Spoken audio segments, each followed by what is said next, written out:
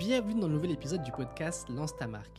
Un podcast qui va te donner toutes les clés nécessaires pour que tu puisses lancer ta marque de vêtements, mais pas que, parce qu'on va aussi parler d'entrepreneuriat en général. Je suis Asdine El Ayani, j'ai créé ma marque de vêtements en 2020, qui est devenue par la suite une marque de vêtements B2B, réservée aux entreprises et aux écoles, et je suis aussi créateur de contenu sur les réseaux, et dans ce nouvel épisode, je vais te donner de vrais conseils pour que tu puisses lancer ta marque.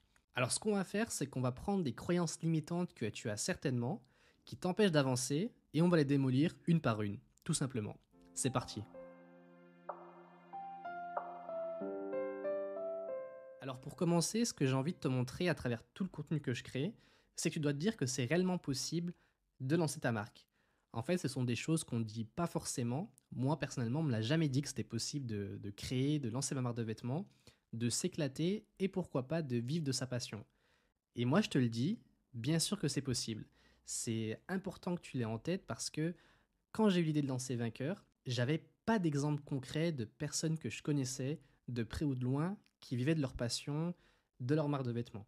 Et je trouve que c'est hyper important que toi tu l'aies en tête parce que tu sois dans le projet de lancer ta marque de vêtements ou de la faire décoller, je veux que tu te dises que c'est possible. Tu peux créer ta marque, tu peux te dégager des revenus grâce à ta marque et vivre de ta passion. Personnellement, j'ai fait un paquet d'erreurs avec ma marque de vêtements.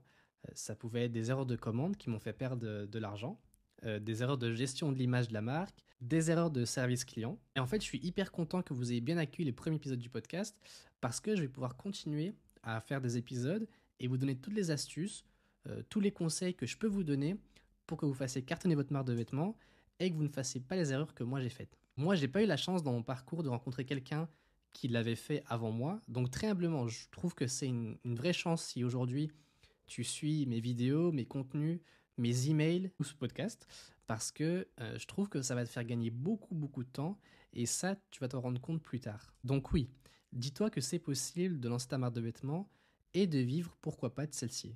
Alors comme je l'ai dit, on va aborder les croyances limitantes que tu te dis certainement avant de lancer ta marque.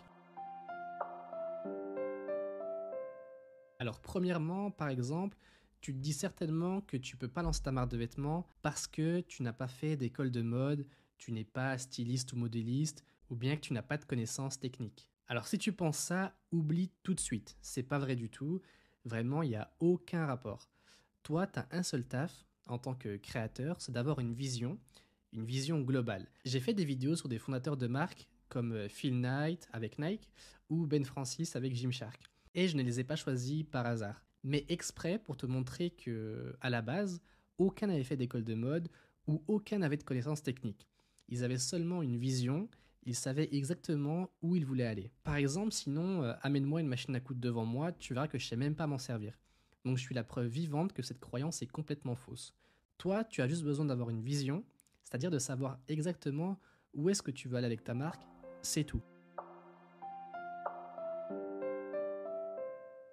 La deuxième chose, la deuxième croyance, c'est peut-être que tu te dis que ouais, mais il y a trop de concurrence. Il existe au moins 10 à 20 nouvelles marques par jour qui se créent, alors pourquoi créer la mienne? Alors si tu te dis ça, franchement, t'as raison. Il y a de la concurrence, et alors? Et alors? Parce que la concurrence, moi je trouve que c'est sain, c'est positif, ça prouve qu'il y a un marché et il y a une demande. Moi personnellement, j'aime trop la concurrence, ça me donne envie de me dépasser. Avec ma marque de vêtements, Vainqueur, je vendais des t-shirts noirs et blancs avec un logo brodé sur le cœur. Tu connais combien de marques qui font ça? Certainement qu'il y en a des centaines. Mais j'ai su apporter une valeur ajoutée. Quelque chose qui différencie ma marque des autres. Par exemple, le logo et le nom Vainqueur avaient une symbolique. L'image qu'il y avait derrière, c'était le dépassement de soi pour atteindre ses objectifs de vie. Et en plus de cela, les t-shirts étaient en coton bio et fabriqués localement en France. Tout ça, ça fait partie de la valeur ajoutée qui va te différencier de la concurrence. Alors oui, il y a de la concurrence et non, ce n'est pas du tout un frein.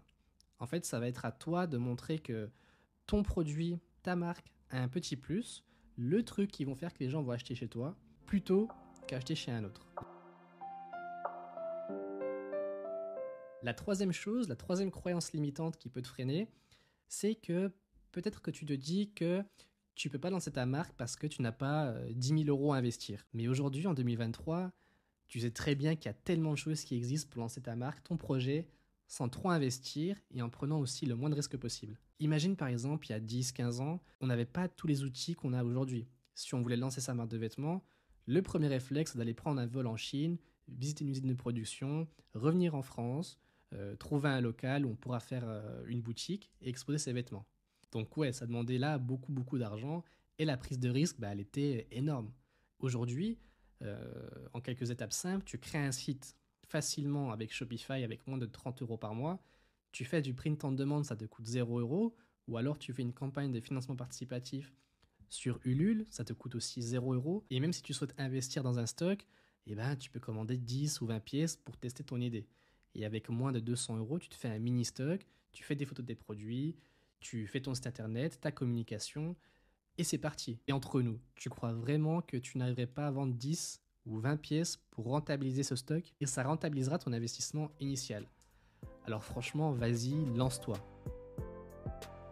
Pour terminer ce court épisode, j'aimerais te dire que tu dois seulement croire en toi. Ça peut paraître bateau, mais si tu écoutes ce podcast, c'est certainement que tu es jeune, tu as moins de 30 ans, et que tu aimerais te lancer. Alors fais-le et n'écoute pas les autres.